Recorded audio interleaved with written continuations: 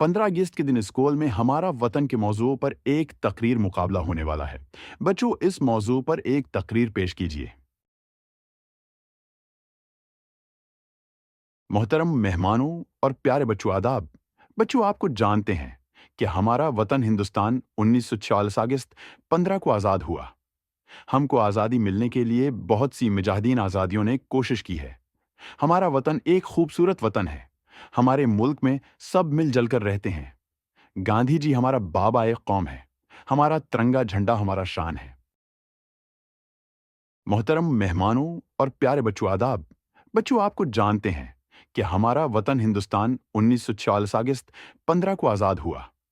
हमको आज़ादी मिलने के लिए बहुत सी मुजाहिदीन आज़ादियों ने कोशिश की है।